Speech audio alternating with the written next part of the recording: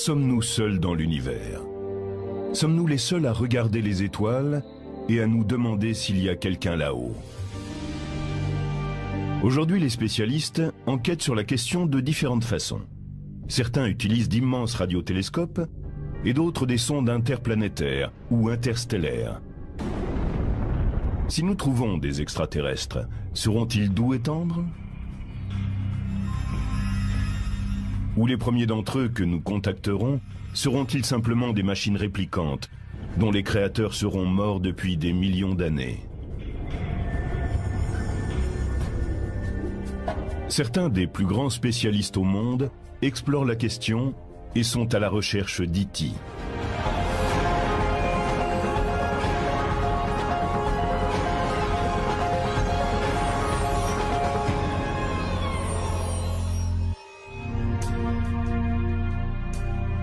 Nombreux sont ceux qui sont restés éveillés la nuit et qui, en regardant les étoiles, ont songé à l'existence d'une vie extraterrestre. Dans une galaxie qui compte des milliards d'étoiles, dans un univers qu'habitent des centaines de millions de galaxies, sommes-nous seuls? Le caractère infini de l'univers est difficile à saisir, mais voici une image qui peut vous en donner une idée. Disons que le Soleil est de la taille d'une bille que l'on va déposer sur un trottoir de Manhattan. La Terre serait une tête d'épingle à 1,20 m de là, et Mars 60 cm plus loin. L'étoile la plus proche, susceptible d'abriter une forme de vie intelligente, Alpha du Centaure, ne serait pas à 3 ou 30 mètres de là, mais beaucoup plus loin. Elle se situerait à Washington, à 300 km. Et l'étoile suivante pourrait être à 10 000 km, comme à Rio de Janeiro.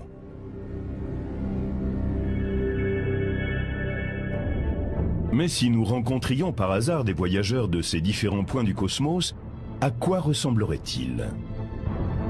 Seraient-ils plus ou moins comme nous, ou fondamentalement différents? Pourrait-il être étrange au point de n'avoir rien en commun avec ce que nous connaissons, ce que nous avions imaginé ou même redouté? Beaucoup de spécialistes pensent que cette recherche doit commencer en examinant précisément la façon dont la vie s'est manifestée sur la Terre à ses débuts. Au début des années 50, deux chimistes de l'Université de Chicago ont émis des hypothèses sur la composition chimique qui a permis l'éclosion de la vie. Le prix Nobel Harold Urey et un chercheur de son laboratoire, Stanley Miller, recréent en laboratoire les conditions de la soupe originelle.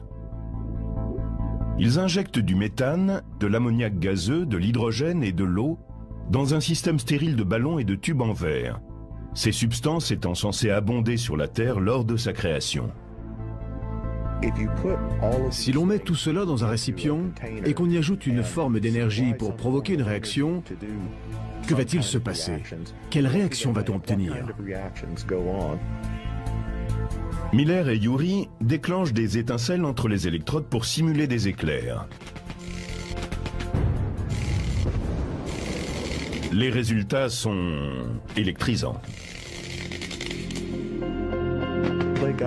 Ils ont obtenu une sorte de matière brunâtre. Ils ont commencé à l'analyser et ils y ont trouvé beaucoup de composés organiques, dont certains étaient des acides aminés qui sont les précurseurs, les éléments de base des protéines. Les protéines sont quant à elles les éléments de base de la vie. L'expérience de Miller et Urey a démontré que les précurseurs des organismes vivants pourraient avoir reçu le signal de départ d'une réaction chimique. Or, ce type de réaction n'est pas limité à la Terre.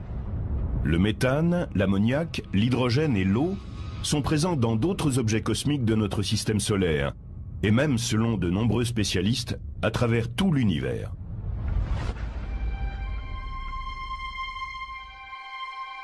L'astronome Carl Sagan, en parlant de cette expérience, a noté qu'aucune autre n'a fait davantage pour convaincre les spécialistes que la vie pourrait prospérer partout dans le cosmos. Mais la présence de l'eau est la clé de l'expérience. Une réaction chimique de ce type ne peut avoir lieu sans elle. L'eau est parfaite pour dissoudre les matériaux. Elle fait cela bien mieux que la plupart des autres liquides. Et elle permet de dissoudre toutes sortes de nutriments et de produits chimiques, des éléments qui peuvent agir comme des catalyseurs et qui suscitent la production de substances chimiques nécessaires à la vie. L'eau stocke très bien tous ces éléments chimiques. Sur la Terre, on trouve aussi de l'eau dans certains environnements extrêmes, et elle y abrite certaines formes de vie. Celle-ci prospère dans les océans à des profondeurs que la lumière du soleil ne peut atteindre, ou encore dans des crevasses rocheuses humides, en dessous de la surface de la Terre. Et même, par exemple, dans un ancien lac californien, dont le taux de salinité excède 10%, ce qui représente 3 fois celui de l'océan.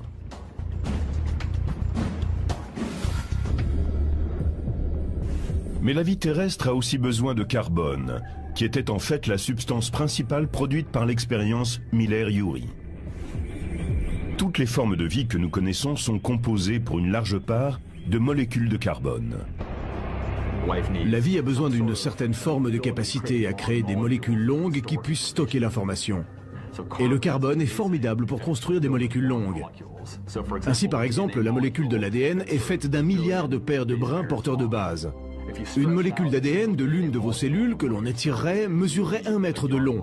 Une seule molécule de l'une des 3 milliards de cellules qui forment votre corps. On a donc besoin d'un élément qui stocke la quantité énorme d'informations nécessaires pour créer une créature comme un lion, un humain ou un arbre. Mais si la vie existe ailleurs, dans notre galaxie, ou même au-delà, est-elle née des mêmes conditions ? La vie extraterrestre serait-elle basée sur l'eau et le carbone? Une vie intelligente serait-elle façonnée par l'ADN et les extraterrestres auraient-ils la même apparence que nous? Peut-être serait-il un peu comme nous, mais ce serait vraiment une pure coïncidence. Prenez un écureuil. Il habite la même planète que moi. Il a un ADN, et 70% de son ADN est sans doute semblable au mien. Mais il ne me ressemble pas. Alors pourquoi les extraterrestres me ressembleraient-ils? Il n'y a guère de raison. Robert Hurt, chercheur à l'Institut de technologie de Californie, a passé du temps à réfléchir à d'éventuelles formes de vie extraterrestres. C'est un spécialiste de la visualisation scientifique. Il utilise des données transmises par le télescope de l'espace, Spitzer, pour interpréter les images des objets de l'espace profond et des processus qui s'y déroulent. Par l'imagerie, nous essayons de trouver des moyens visuels pour expliquer des concepts techniques complexes. Nous étudions les planètes qui sont autour d'autres étoiles, la façon dont se forment les étoiles et les nébuleuses, les processus qui se développent dans les galaxies et l'univers lointain, et nous remontons ainsi jusqu'au Big Bang. Robert Hurt a accepté pour nous d'utiliser les données scientifiques que nous avons pour imaginer une forme éventuelle de vie extraterrestre. Il a choisi comme lieu d'expérience Jupiter. C'est un vrai défi étant donné que la planète est en fait une boule de gaz géante. Nous avons aussi une planète où il n'y a pour ainsi dire pas de sol. L'atmosphère est essentiellement composée de gaz d'hydrogène et d'hélium, bien qu'elle soit riche en composés organiques. Quand on s'enfonce dans cette atmosphère, elle devient de plus en plus chaude et la pression augmente également. Donc la question est, que peut-on faire? Que peut-on imaginer de vivant dans un environnement comme celui-ci? En se référant au seul modèle de vie que nous connaissons, les organismes terrestres, Hurt a commencé par se demander ce qui était indispensable à l'émergence de la vie sur Terre.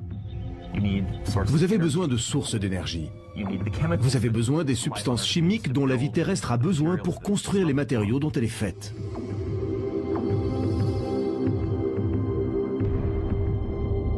Sur Jupiter, la source principale d'énergie est un léger rayonnement venant du Soleil qui frappe le haut de l'atmosphère de la planète. Et la seule source connue d'éléments chimiques qui puissent servir d'éléments de base pour une forme de vie sont les composés organiques qui tourbillonnent dans la couverture nuageuse de Jupiter. En essayant d'imaginer une forme de vie qui s'appuierait sur ces deux points, le Dr Hurt s'est souvenu d'une idée émise à l'origine par Carl Sagan dans les années 70. une sorte de ballon vivant fait de gaz. Une telle créature pourrait rester en l'air dans l'atmosphère de Jupiter. Maintenant, bien sûr, il y a un problème sur Jupiter. C'est que l'atmosphère est déjà constituée du gaz le plus léger qui soit, l'hydrogène. On ne peut donc pas vraiment avoir un ballon plus léger que l'hydrogène. Donc, si on veut un ballon qui puisse flotter dans l'atmosphère de Jupiter, il faut qu'il soit rempli d'air chaud. Robert Hurt a inventé un organisme extraterrestre qui ressemble plus à une plante qu'à un animal. On aurait donc un ballon en forme de plante qui flotterait car il serait gonflé d'air chaud. Cela dit, le coût biologique pour produire cet organisme est très élevé. On pourrait donc imaginer une créature à la peau très foncée et très fine, ce qui permettrait aux rayons du soleil de chauffer le gaz à l'intérieur. On pourrait créer un organisme qui léviterait durant les heures du jour, simplement en absorbant les radiations solaires. La nuit, la plante perdrait sa source de chaleur. Mais Robert Hurt a tenu compte de ce problème dans le concept même de sa créature. Elle a une forme qui lui permet de fonctionner un peu comme un parachute, qui peut suivre les courants thermiques. Au cours de la nuit, lorsqu'elle ne pourrait réchauffer son gaz aux rayons du soleil et flotter comme un ballon, elle pourrait descendre plus bas dans l'atmosphère et glisser sur les courants thermiques, un peu comme un planeur. Le temps qu'elle passerait à plus basse altitude devrait être bénéfique pour cette créature, car c'est là que sa nourriture est la plus abondante. Je l'ai dotée d'une sorte de racine pneumatophore. Quand la créature s'enfonce dans les parties basses de l'atmosphère, elle peut en tirer certains composants organiques. Ils existent sur Jupiter.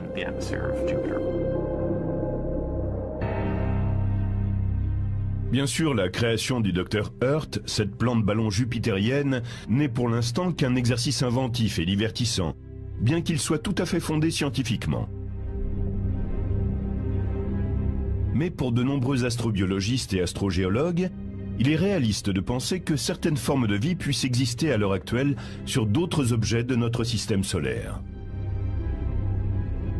C'est le cas en particulier dans la glace qui couvre Europe, une des lunes galiléennes de Jupiter.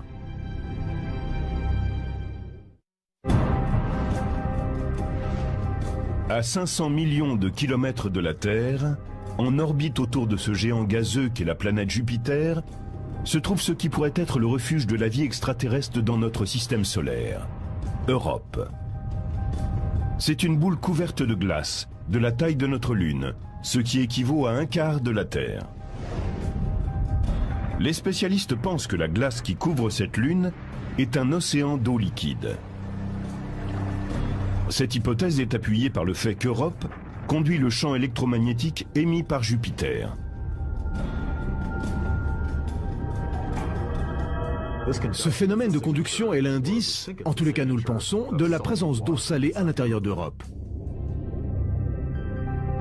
On pense que cette couche d'eau pourrait avoir une épaisseur d'au moins 150 km. Souvenez-vous qu'Europe est de la même taille que la Lune, ce qui veut dire que même si elle est plus petite que la Terre, elle contient 2 fois plus d'eau liquide que tous les océans de notre planète. Et l'eau liquide, comme on le sait, est ce qui rend possible la vie sur Terre. Les scientifiques à la recherche de formes de vie extraterrestres se penchent attentivement sur le statut d'Europe.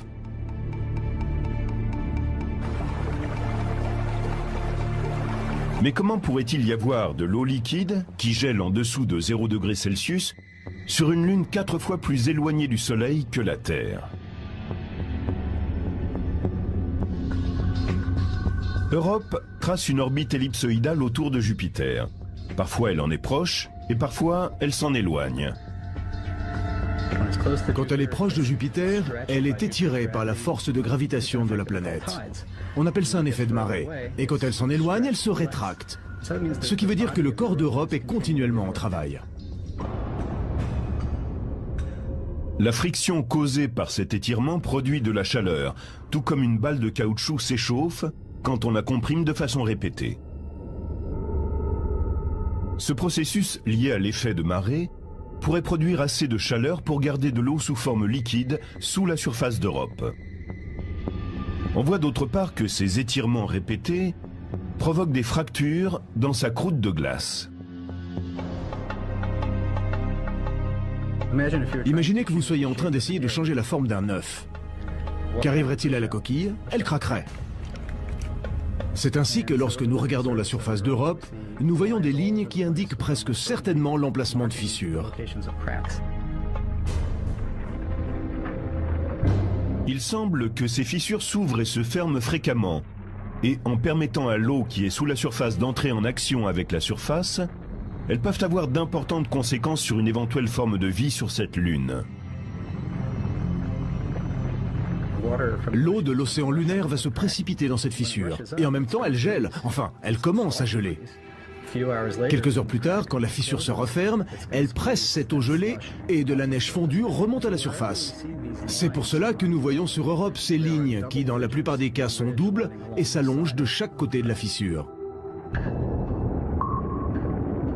La majeure partie de l'eau est éjectée de la fissure et retourne en arrière, vers l'océan qui est en dessous. Et il semble qu'elle puisse alors transporter sous la surface certains éléments nécessaires à la vie. Au-dessus de la glace qui couvre Europe, on trouve de l'oxygène. Il a été séparé de l'eau lorsqu'elle était sous forme de glace, par des particules chargées par le champ magnétique de Jupiter.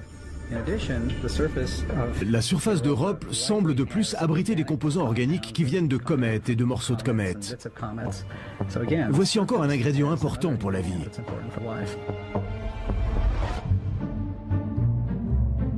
Le docteur Richard Greenberg, de l'Université d'Arizona, a montré graphiquement comment d'éventuelles formes de vie pourraient profiter de l'écosystème créé par une fissure dans la croûte de glace d'Europe. L'atmosphère extérieure de la planète ne serait pas bénéfique à des formes de vie, à cause de la radiation. Mais en descendant de quelques mètres à l'intérieur, on est en sécurité par rapport à cette radiation. Et en même temps, on capte assez de lumière du soleil pour que se produise la photosynthèse. Un éventuel organisme vivant serait relié à l'océan par l'eau, qui, grâce à l'effet de marée, afflue et reflue chaque jour. Une journée sur Europe est beaucoup plus longue qu'une journée sur Terre, près de 3 fois et demi. Cela donne le temps aux organismes mobiles de s'aventurer dans la fissure. On pourrait imaginer d'autres organismes qui s'accrochent au mur de ces fissures et exploitent simplement les flots de l'eau de l'océan qui passent chaque jour devant eux.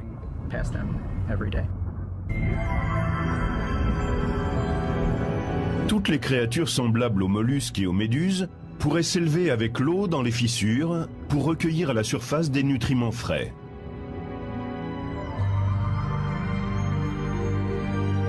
Dans les océans couverts de glace d'Europe, la vie pourrait aussi trouver de l'énergie et des nutriments d'un autre endroit que la surface glacée. Il est possible que la chaleur résiduelle du cœur de cette lune ait fait naître des évents hydrothermaux sous-marins. Sur Terre, ce type de système abrite de multiples formes de vie exotiques. Ce qui se passe, c'est que l'eau qui est très chaude et contient beaucoup de métaux lourds passe à travers l'eau du sol et est injectée dans l'océan même. Il y a là beaucoup de composés chimiques dont la vie peut se nourrir. Cette source chimique d'énergie permet l'existence d'immenses populations de bactéries et de très petites formes de vie. Il y a tout un écosystème, une chaîne de nourriture, qui permet à différentes sortes de poissons et de vers de prospérer dans ces endroits. Depuis quelques années, on discute de l'opportunité d'envoyer sur Europe un vaisseau qui pourrait pénétrer la glace et prouver la présence de vie. Mais Richard Greenberg, un expert de cette lune, pense qu'il serait possible de découvrir des signes de vie sans pénétrer la glace. Si nous envoyons un vaisseau spatial sur Europe pour chercher la vie, cela pourrait être assez facile d'y arriver, plus facile qu'on ne l'imagine généralement. On s'est essentiellement posé les questions suivantes. Comment faire pour traverser ces kilomètres de glace? Pour descendre au fond des océans? Comment percer la croûte glacée? Ou la faire fondre pour passer au-delà? Mais ce ne sera pas nécessaire. Si l'on arrive à se poser à un endroit où le matériau, que ce soit sous forme de liquide ou de glace, est remonté récemment de l'océan, on pourrait y trouver des traces d'organismes. Ou bien, si l'on peut se poser intelligemment dans un endroit actif, on pourrait y prélever des échantillons d'eau océanique réellement fraîche. Selon certains, le risque dans ce cas serait de contaminer la lune glaciaire. Si des micro-organismes s'embarquaient clandestinement dans un vaisseau qui atterrirait à la surface d'Europe et qu'ils trouvent leur chemin dans l'eau liquide, nous pourrions plus tard nous rendre compte que la vie que nous aurions cru avoir découverte sur Europe viendrait de chez nous. Mais il existe une autre lune éloignée, quelque part ailleurs dans notre système solaire, qui ne risque pas d'être contaminée par nous, tant la vie y serait différente.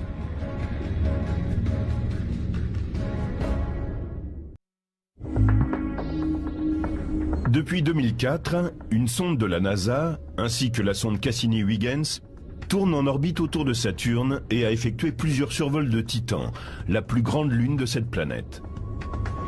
Titan est un énorme corps planétaire, la seconde plus grande lune du système solaire. Elle est moitié plus grande que notre lune.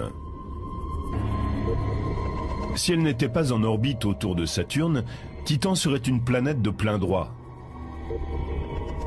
Mais le plus impressionnant, c'est que beaucoup de scientifiques pensent que cette lune pourrait maintenant ou dans le futur abriter des formes de vie. Sa géologie ressemble beaucoup à celle de la Terre. Tous les phénomènes que nous connaissons, le vent, l'érosion,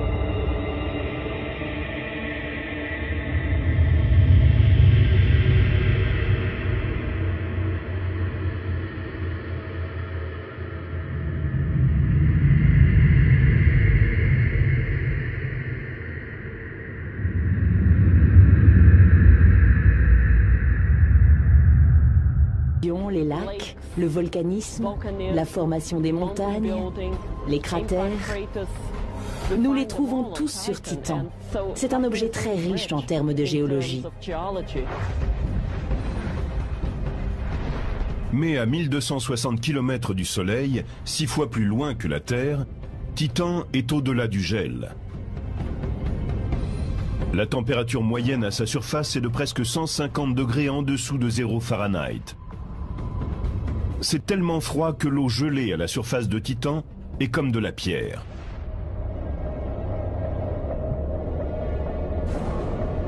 Les pierres de cette photo prise par la sonde Huygens sont en fait de l'eau. Il y fait tellement froid que les hydrocarbonés comme le méthane et l'éthane, qui sont à l'état de gaz sur Terre, sont à l'état liquide à la surface de Titan. L'orbiteur Cassini en a aperçu au cours de son vol. Nous voyons ce qui semble être du matériau organique à la surface. Et nous voyons aussi de vastes étendues de liquide. Mais ce n'est pas de l'eau. C'est du méthane, dans lequel est peut-être dissous de l'éthane. Il y a d'immenses lacs, de la taille de petites mers.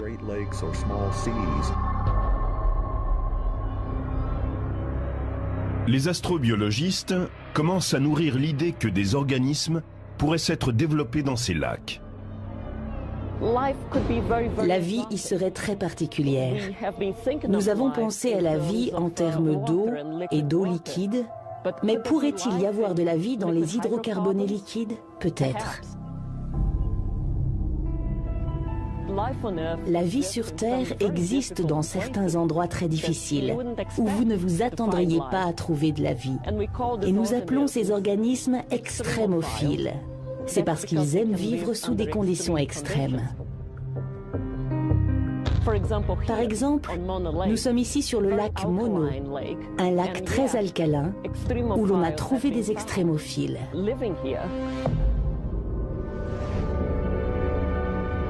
Il est possible aussi que la vie se soit créée plus tôt dans l'histoire de Titan, à une époque où la chaleur liée à la formation de cet objet cosmique était encore présente. Les conditions auraient été alors similaires à celles qui régnaient sur la Terre lors de sa formation. Il y a beaucoup d'eau ici, beaucoup de nitrogène et beaucoup d'autres éléments. Donc vous avez de l'eau chaude, du nitrogène et du carbone. Et nous pensons que les processus chimiques qui, sur Terre, sont à l'origine des matériaux biologiques et prébiologiques, qui ensuite font partie de la vie, peuvent avoir été à l'œuvre de la même façon sur Titan, si l'on a le même type d'éléments chimiques et de la chaleur. Certains pensent que si le cœur de Titan est suffisamment chaud, cette hypothèse pourrait se vérifier. Dans ce cas, la vie microbienne pourrait être encore présente, loin sous la surface. Des organismes vivants ont été trouvés qui prospéraient dans des crevasses humides à 3 ou 4 kilomètres sous la surface de la Terre. Maintenant, si vous vous enfoncez dans Titan, et je parle ici de 50, 100 km, ou peut-être même 200, eh bien, tout comme lorsque l'on s'enfonce dans la Terre, la chaleur devient plus intense. Et il semble aussi que sur Titan, il y ait des éléments mélangés à l'eau, comme par exemple de l'ammoniac, qui peut agir comme un antigel. Et nous savons que l'eau, sous sa forme liquide, est un excellent médium pour toutes sortes de réactions chimiques, y compris celles qui produisent des acides aminés et d'autres substances chimiques prébiotiques. Pourtant, à l'heure actuelle, malgré tout, on ne peut guère observer Titan de près. Cette lune de Saturne est dissimulée par son atmosphère dense de nitrogène et de méthane. Le vaisseau spatial Cassini est équipé d'un spectro-imageur à infrarouge. Mais les images prises sous une longueur d'onde visible sont généralement plus utiles pour les analystes.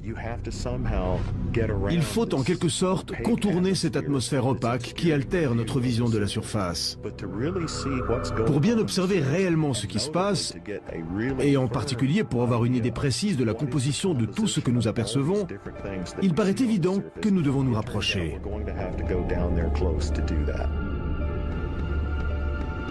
La sonde européenne Huygens s'est posée sur Titan et a envoyé des images vers la Terre, mais elle ne peut se déplacer à la surface. Se poser sur une planète vous donne une avance formidable en termes de science. Mais il ne s'agit que d'un point sur la planète. Que connaîtrait-on de la Terre en atterrissant dans le désert du Sahara, par exemple? On ne verrait pas quelle est la vie ici. Pour explorer les vastes espaces de Titan, on pourrait utiliser un appareil qui travaillerait un peu comme les ballons d'air chaud que nous avons sur Terre. Le Jet Propulsion Laboratory de la NASA développe un ballon qui transporterait du matériel pour prendre des images et également étudier l'atmosphère de Titan. Les ingénieurs considèrent qu'un ballon constitue une plateforme d'une grande stabilité pour ce type de mission. Si un ballon est coupé de tout contrôle électronique pour plusieurs heures, ce n'est pas grave. On peut avoir quelque chose à bord qui dit au ballon « D'accord, ferme ta valve de descente et mets-toi à une altitude où tu es en sécurité. Et tu restes là jusqu'à ce que tu reçoives de nouvelles instructions. » Les missions complexes vers des satellites très éloignés de notre système solaire sont exaltantes et permettent souvent de grandes avancées scientifiques, tandis que la promesse de découvrir des formes de vie extraterrestres est très mince. Il y a plus d'espoir de trouver une vie intelligente et génératrice de technologie quand on regarde au-delà du système solaire, vers les étoiles voisines. Pour beaucoup de spécialistes qui étudient l'univers, cette idée, quoique encore hypothétique, est parfaitement envisageable.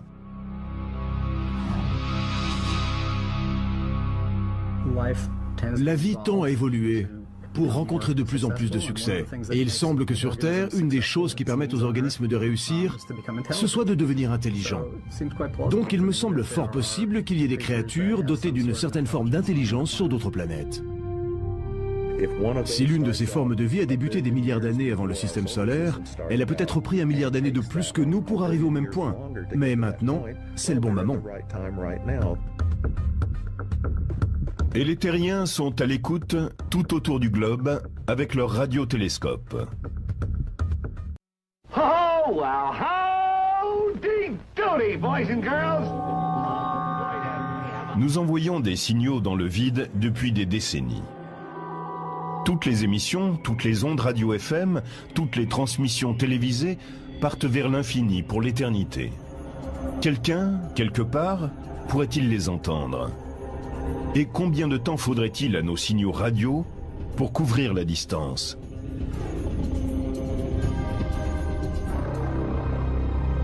Reprenons notre image. Le Soleil est une bille sur le trottoir de Manhattan. Alpha du Centaure, l'étoile la plus proche, est une bille sur le trottoir de Washington. Une étoile plus lointaine sera une bille placée à Rio de Janeiro. Une fusée lancée depuis la Terre, le trottoir de Manhattan, mettrait 75 000 ans pour atteindre Alpha du Centaure, celui de Washington. Et la même fusée aurait besoin de 2 millions d'années pour atteindre Rio, une étoile située à 100 années-lumière de là. Heureusement, un signal radio est beaucoup plus rapide qu'une fusée. Il file à la vitesse de la lumière. Et au lieu de prendre 75 000 ans, un signal voyageant de la baie de Manhattan jusqu'à la baie de Washington ne prendrait que 4 ans et demi. Un signal allant de la baie de Manhattan à celle de Rio prendrait 100 ans pour faire le voyage. Certaines de nos premières émissions pourraient maintenant approcher de leur but. Voyons les choses à l'envers. Des civilisations extraterrestres intelligentes ne pourraient-elles envoyer des cliquettements vers la Terre simplement pour voir s'il y a quelqu'un? Les spécialistes sont à l'écoute grâce à la technologie créée à l'origine pour étudier les phénomènes cosmiques lointains, comme les étoiles en train d'exploser.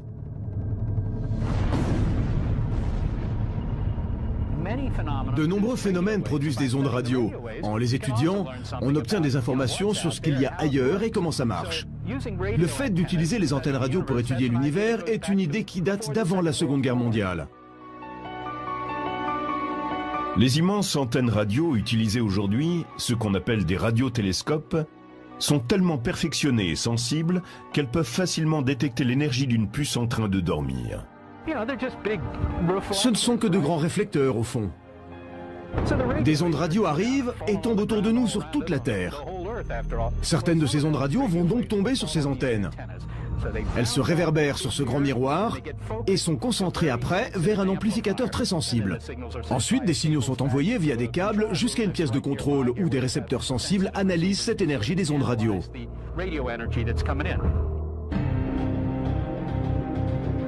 Seth Shostak est un astronome de l'Institut SETI de Mountain View en Californie. SETI signifie « recherche d'une intelligence extraterrestre ». Ici aussi, on utilise des radiotélescopes, mais pas pour étudier des phénomènes cosmiques naturels. C'est exactement la même technologie qu'on utilise pour chercher des signaux qui sont non pas émis par la nature, mais par exemple par E.T.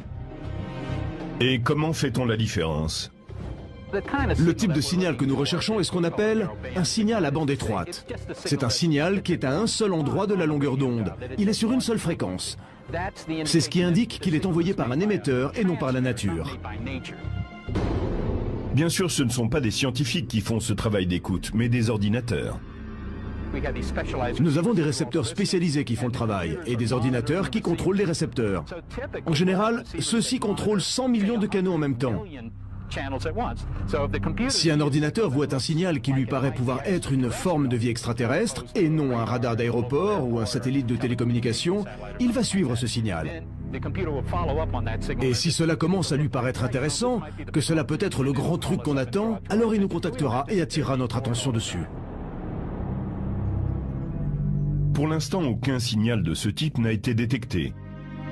Mais l'Institut SETI continue fidèlement ses recherches, et à juste titre, selon beaucoup d'astronomes réputés. Absence de preuve ne signifie pas preuve d'absence. Donc nous ne pouvons pas dire que du fait que SETI n'ait rien trouvé jusqu'à présent, c'est qu'il n'y a pas d'autre civilisation intelligente quelque part. Non, on ne peut pas dire cela. Et je soutiens la poursuite de ces recherches.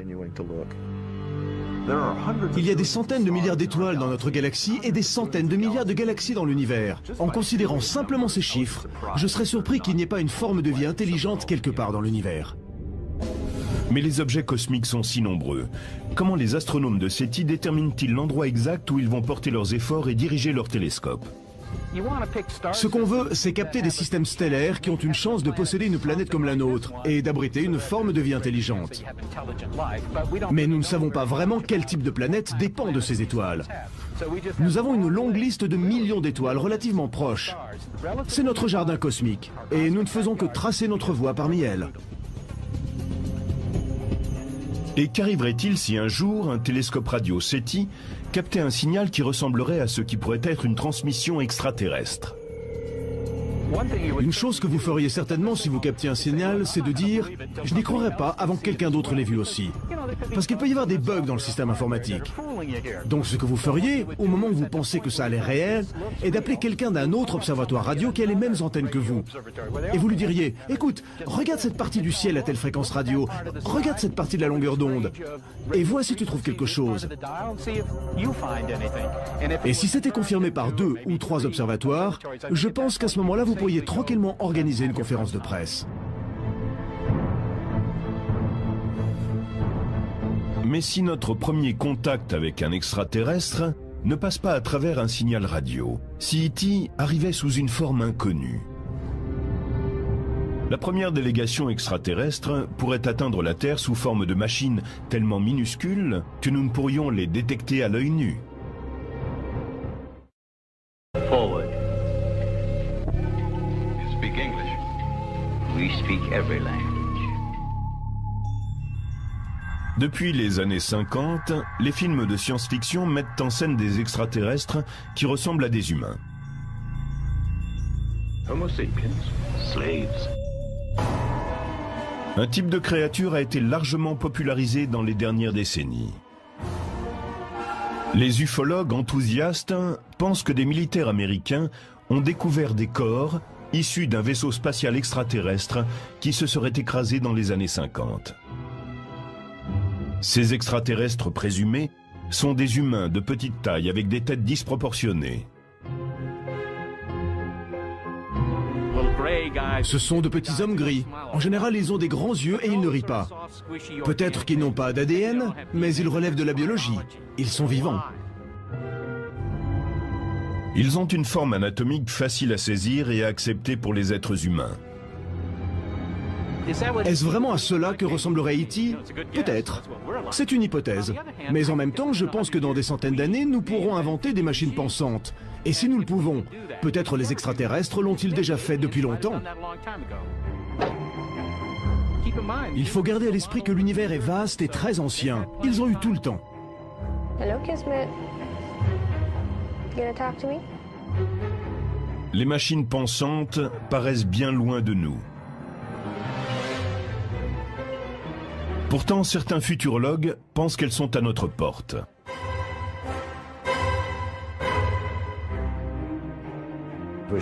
Nous réduisons la taille des transistors sur les circuits intégrés. Tous les 2 ans, nous pouvons mettre 2 fois plus d'informations sur une puce. Et en étant plus petit, cela va de plus en plus vite. Et ce sera encore le cas pendant des décennies. Aujourd'hui, je peux avoir dans ma poche un ordinateur qui est des milliers de fois plus puissant que celui que je partageais avec des milliers d'étudiants et de professeurs quand je suis arrivé à MIT dans les années 60. Ray Kurzweil est convaincu que la puissance et la vitesse des ordinateurs surpasseront rapidement celle du cerveau humain. Prenez l'estimation la plus modeste quant au volume de calcul nécessaire pour simuler le cerveau humain. Elle est de 10 puissance 10 à 10 puissance 16 calculs par seconde. Cela dit, il y a des estimations plus basses encore. Mais prenons l'estimation haute parmi les plus modestes. Nous aurons cela pour $1 millier vers 2020 et pour $1 vers 2030. Nous aurons tout cela dans un super ordinateur dans quelques années. Kurzweil prédit que dans un futur proche, de minuscules ordinateurs seront intégrés dans le corps humain pour pallier à certaines de ses faiblesses. Nous avons déjà commencé. Il y a des gens qui ont des ordinateurs qui remplacent une partie de leur cerveau. Par exemple, ceux qui sont atteints de la maladie de Parkinson. Et ces systèmes peuvent déjà intégrer de nouveaux logiciels. Vous pouvez les télécharger de l'extérieur du patient pour l'ordinateur qui est dans son cerveau. Ça se passe aujourd'hui. Cela ne s'arrête pas là. La technologie se perfectionne et des machines microscopiques qu'on appelle des nanorobots seront capables, dirigés par un ordinateur, d'accomplir toute une gamme d'actes de maintenance à l'intérieur du corps humain. Finalement, nous serons capables de faire passer ces appareils dans le système sanguin. Et nous aurons des milliards de ces ordinateurs de la taille d'une cellule sanguine et de nanorobots dans le sang. Ils nous garderont en bonne santé et ils seront en interaction avec nos neurones. C'est ainsi que vers 2030, l'homme et la femme de la rue seront en partie biologiques et en partie non biologiques. Mais la prédiction la plus étonnante de Kurzweil, c'est que les ordinateurs permettront finalement aux humains de dépasser la biologie et de se dépouiller entièrement de leur corps. Ils étudieront les fonctions neurologiques d'un individu et téléchargeront ses connaissances, son expérience et sa personnalité qu'ils dirigeront vers un système de stockage. Vous pourrez aller à l'intérieur de mon cerveau, à travers le système sanguin, et envoyer des milliards de scanners de taille microscopique dans mon cerveau à travers les capillaires. Ils scanneront tous mes neurones et rassembleront tous les détails qui me concernent. Les neurotransmetteurs, la concentration d'ions, les connexions interneuronales, absolument tout ce qui me constitue. Je pense que ce sera parfaitement faisable. Cela prendra un peu de temps, 40 ans peut-être ou plus. Mais il viendra un moment où on pourra capter chaque particularité d'un individu et recréer ensuite sa personnalité.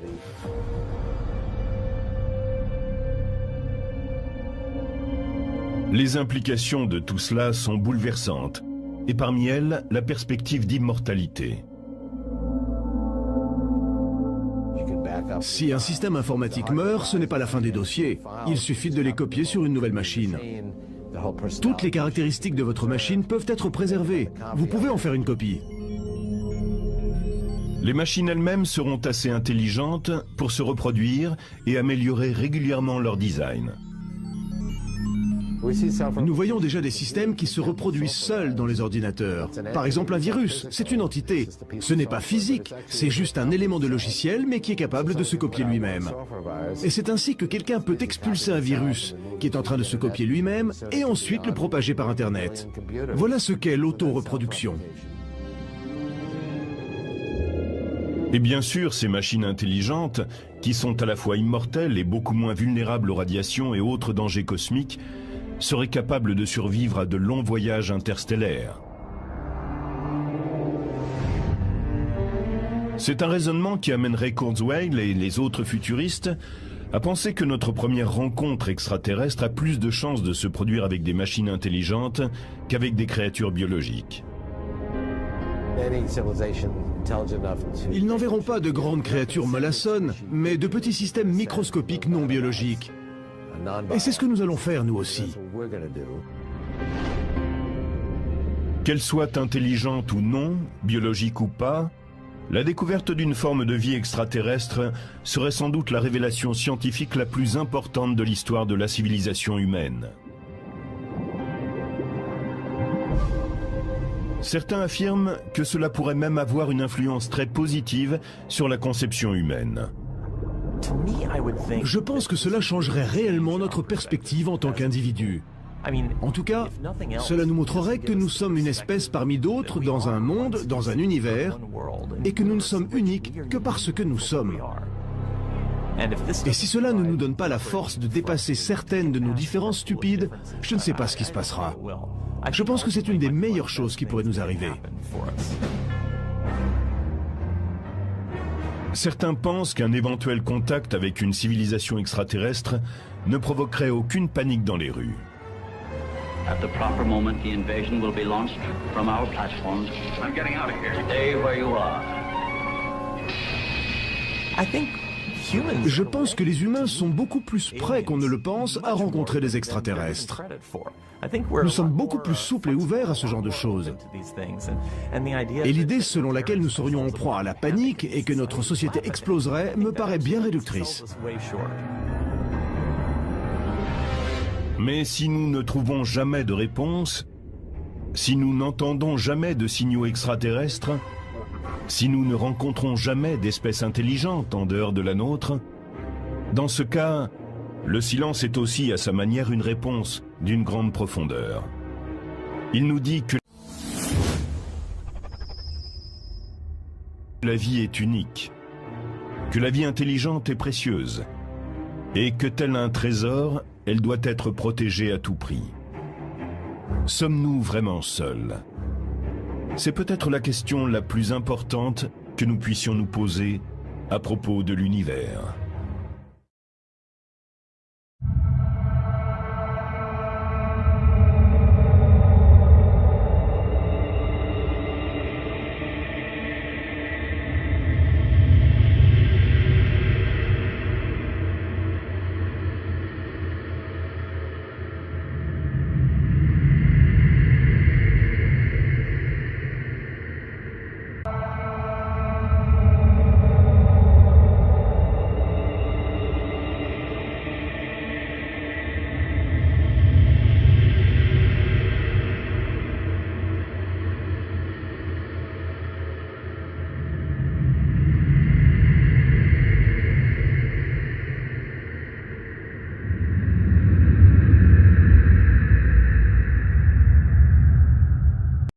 millions d'années. Certains des plus grands spécialistes au monde explorent la question et sont à la recherche d'E.T.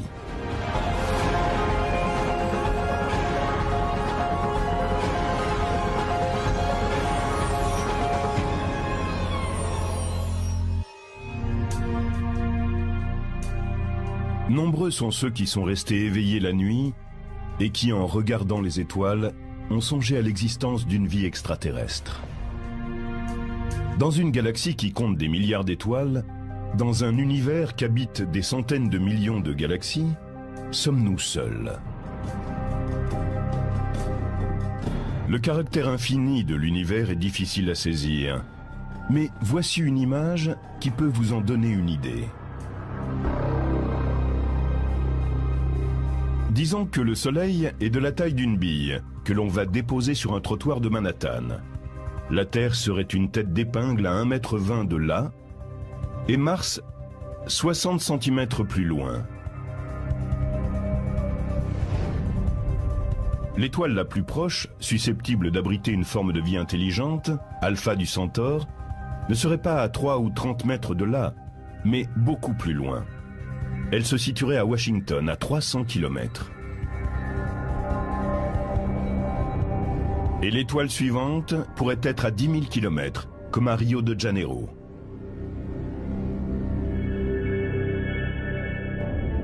Mais si nous rencontrions par hasard des voyageurs de ces différents points du cosmos, à quoi ressembleraient-ils?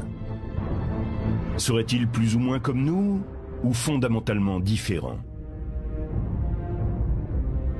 Pourrait-il être étrange au point de n'avoir rien en commun avec ce que nous connaissons, ce que nous avions imaginé ou même redouté? Beaucoup de spécialistes pensent que cette recherche doit commencer en examinant précisément la façon dont la vie s'est manifestée sur la Terre à ses débuts. Au début des années 50, deux chimistes de l'Université de Chicago ont émis des hypothèses sur la composition chimique qui a permis l'éclosion de la vie. Le prix Nobel Harold Urey et un chercheur de son laboratoire, Stanley Miller, recréent en laboratoire les conditions de la soupe originelle.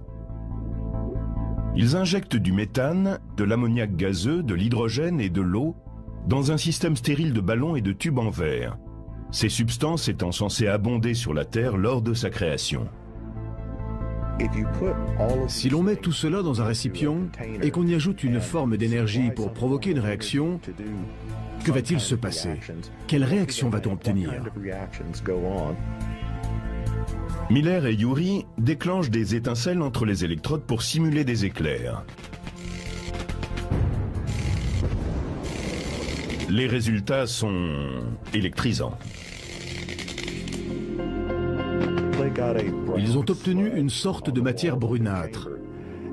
Ils ont commencé à l'analyser et ils y ont trouvé beaucoup de composés organiques, dont certains étaient des acides aminés qui sont les précurseurs, les éléments de base des protéines. Les protéines sont quant à elles les éléments de base de la vie. L'expérience de Miller et Urey a démontré que les précurseurs des organismes vivants pourraient avoir reçu le signal de départ d'une réaction chimique. Or, ce type de réaction n'est pas limité à la Terre.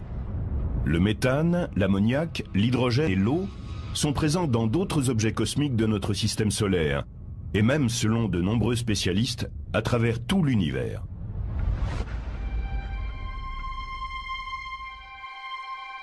L'astronome Carl Sagan, en parlant de cette expérience, a noté qu'aucune autre n'a fait davantage pour convaincre les spécialistes que la vie pourrait prospérer partout dans le cosmos.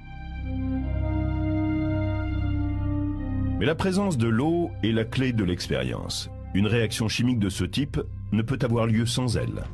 L'eau est parfaite pour dissoudre les matériaux. Elle fait cela bien mieux que la plupart des autres liquides. Et elle permet de dissoudre toutes sortes de nutriments et de produits chimiques, des éléments qui peuvent agir comme des catalyseurs et qui suscitent la production de substances chimiques nécessaires à la vie. L'eau stocke très bien tous ces éléments chimiques. Sur la Terre, on trouve aussi de l'eau dans certains environnements extrêmes, et elle y abrite certaines formes de vie. Celle-ci prospère dans les océans à des profondeurs que la lumière du soleil ne peut atteindre, ou encore dans des crevasses rocheuses humides, en dessous de la surface de la Terre. Et même, par exemple, dans un ancien lac californien, dont le taux de salinité excède 10%, ce qui représente 3 fois celui de l'océan.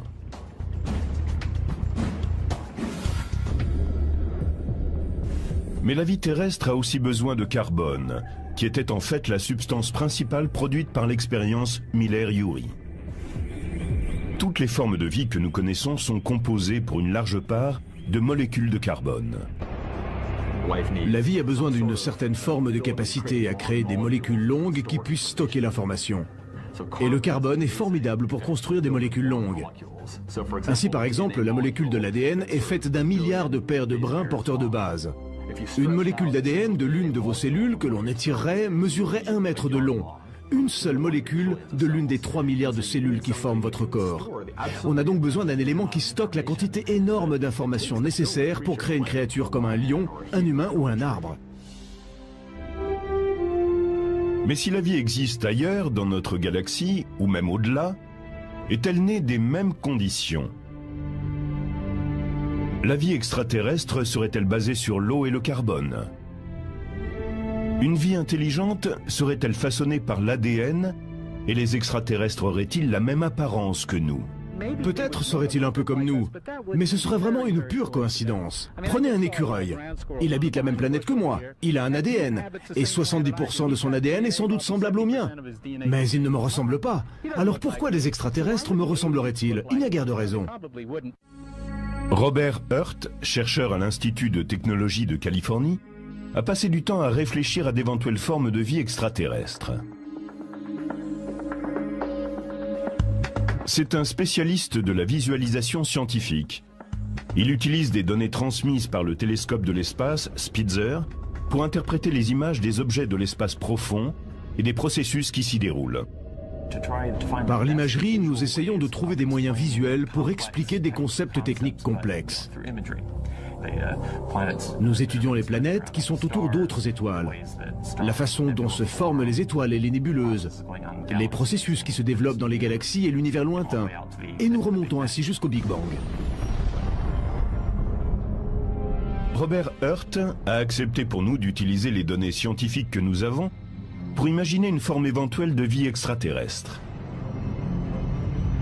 Il a choisi comme lieu d'expérience Jupiter. C'est un vrai défi étant donné que la planète est en fait une boule de gaz géante. Nous avons ici une planète où il n'y a pour ainsi dire pas de sol. L'atmosphère est essentiellement composée de gaz d'hydrogène et d'hélium, bien qu'elle soit riche en composés organiques. Quand on s'enfonce dans cette atmosphère, elle devient de plus en plus chaude et la pression augmente également.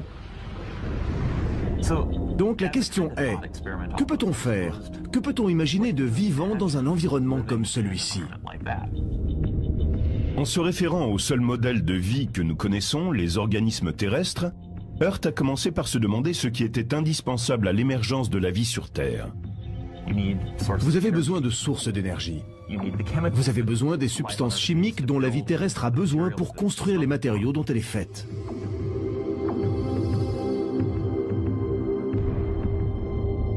Sur Jupiter, la source principale d'énergie est un léger rayonnement venant du Soleil qui frappe le haut de l'atmosphère de la planète. Et la seule source connue d'éléments chimiques qui puissent servir d'éléments de base pour une forme de vie sont les composés organiques qui tourbillonnent dans la couverture nuageuse de Jupiter. En essayant d'imaginer une forme de vie qui s'appuierait sur ces deux points, le Dr Hurt s'est souvenu d'une idée émise à l'origine par Carl Sagan dans les années 70. Une sorte de ballon vivant fait de gaz. Une telle créature pourrait rester en l'air dans l'atmosphère de Jupiter. Maintenant, bien sûr, il y a un problème sur Jupiter. C'est que l'atmosphère est déjà constituée du gaz le plus léger qui soit, l'hydrogène. On ne peut donc pas vraiment avoir un ballon plus léger que l'hydrogène. Donc, si on veut un ballon qui puisse flotter dans l'atmosphère de Jupiter, il faut qu'il soit rempli d'air chaud. Robert Hurt a inventé un organisme extraterrestre qui ressemble plus à une plante qu'à un animal. On aurait donc un ballon en forme de plante qui flotterait car il serait gonflé d'air chaud. Cela dit, le coût biologique pour produire cet organisme est très élevé. On pourrait donc imaginer une créature à la peau très foncée et très fine, ce qui permettrait aux rayons du soleil de chauffer le gaz à l'intérieur. On pourrait créer un organisme qui léviterait durant les heures du jour, simplement en absorbant les radiations solaires. La nuit, la plante perdrait sa source de chaleur. Mais Robert Hurt a tenu compte de ce problème dans le concept même de sa créature. Elle a une forme qui lui permet de fonctionner un peu comme un parachute, qui peut suivre les courants thermiques. Au cours de la nuit, lorsqu'elle ne pourrait réchauffer son gaz aux rayons du soleil et flotter comme un ballon, elle pourrait descendre plus bas dans l'atmosphère et glisser sur les courants thermiques, un peu comme un planeur. Le temps qu'elle passerait à plus basse altitude devrait être bénéfique pour cette créature, car c'est là que sa nourriture est la plus abondante. Je l'ai dotée d'une sorte de racine pneumatophore. Quand la créature s'enfonce dans les parties basses de l'atmosphère, elle peut en tirer certains composants organiques. Ils existent sur Jupiter.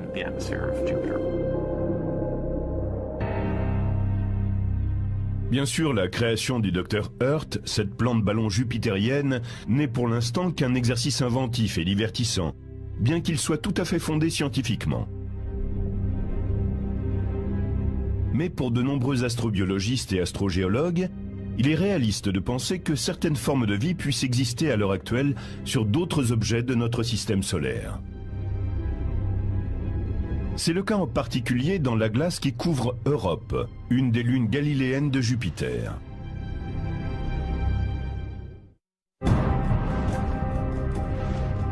À 500 millions de kilomètres de la Terre, en orbite autour de ce géant gazeux qu'est la planète Jupiter, se trouve ce qui pourrait être le refuge de la vie extraterrestre dans notre système solaire, Europe.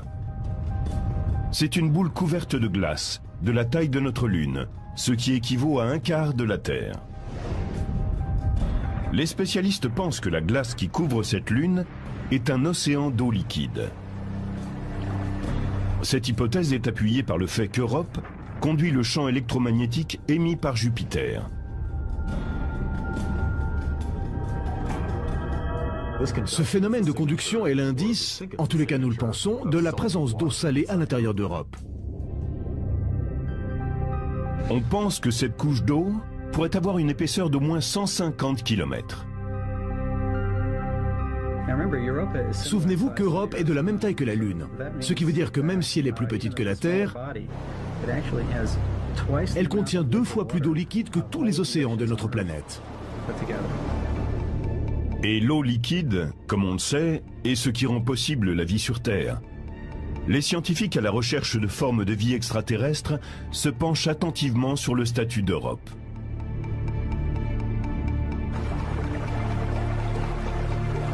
Mais comment pourrait-il y avoir de l'eau liquide, qui gèle en dessous de 0 degré Celsius, sur une Lune 4 fois plus éloignée du Soleil que la Terre? Europe trace une orbite ellipsoïdale autour de Jupiter. Parfois elle en est proche, et parfois elle s'en éloigne. Quand elle est proche de Jupiter, elle est étirée par la force de gravitation de la planète. On appelle ça un effet de marée. Et quand elle s'en éloigne, elle se rétracte. Ce qui veut dire que le corps d'Europe est continuellement en travail. La friction causée par cet étirement produit de la chaleur, tout comme une balle de caoutchouc s'échauffe quand on la comprime de façon répétée. Ce processus lié à l'effet de marée pourrait produire assez de chaleur pour garder de l'eau sous forme liquide sous la surface d'Europe. On voit d'autre part que ces étirements répétés provoquent des fractures dans sa croûte de glace. Imaginez que vous soyez en train d'essayer de changer la forme d'un œuf. Qu'arriverait-il à la coquille? Elle craquerait. C'est ainsi que lorsque nous regardons la surface d'Europe, nous voyons des lignes qui indiquent presque certainement l'emplacement de fissures. Il semble que ces fissures s'ouvrent et se ferment fréquemment, et en permettant à l'eau qui est sous la surface d'entrer en action avec la surface, elles peuvent avoir d'importantes conséquences sur une éventuelle forme de vie sur cette Lune. L'eau de l'océan lunaire va se précipiter dans cette fissure. Et en même temps, elle gèle. Enfin, elle commence à geler. Quelques heures plus tard, quand la fissure se referme, elle presse cette eau gelée et de la neige fondue remonte à la surface. C'est pour cela que nous voyons sur Europe ces lignes qui, dans la plupart des cas, sont doubles et s'allongent de chaque côté de la fissure.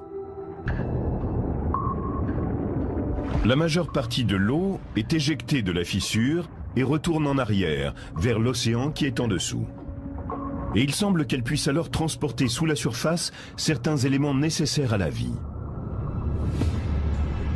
Au-dessus de la glace qui couvre Europe, on trouve de l'oxygène. Il a été séparé de l'eau lorsqu'elle était sous forme de glace, par des particules chargées par le champ magnétique de Jupiter. La surface d'Europe semble de plus abriter des composants organiques qui viennent de comètes et de morceaux de comètes. Voici encore un ingrédient important pour la vie.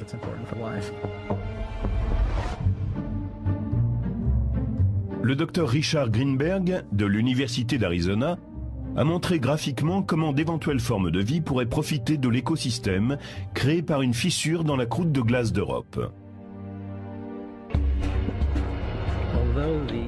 L'atmosphère extérieure de la planète ne serait pas bénéfique à des formes de vie, à cause de la radiation. Mais en descendant de quelques mètres à l'intérieur, on est en sécurité par rapport à cette radiation. Et en même temps, on capte assez de lumière du soleil pour que se produise la photosynthèse. Un éventuel organisme vivant serait relié à l'océan par l'eau, qui, grâce à l'effet de marée, afflue et reflue chaque jour. Une journée sur Europe est beaucoup plus longue qu'une journée sur Terre, près de 3 fois et demi. Cela donne le temps aux organismes mobiles de s'aventurer dans la fissure. On pourrait imaginer d'autres organismes qui s'accrochent au mur de ces fissures et exploitent simplement les flots de l'eau de l'océan qui passent chaque jour devant eux.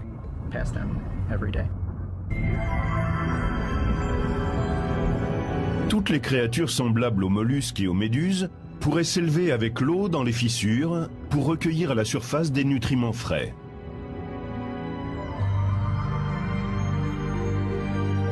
Dans les océans couverts de glace d'Europe, la vie pourrait aussi trouver de l'énergie et des nutriments d'un autre endroit que la surface glacée.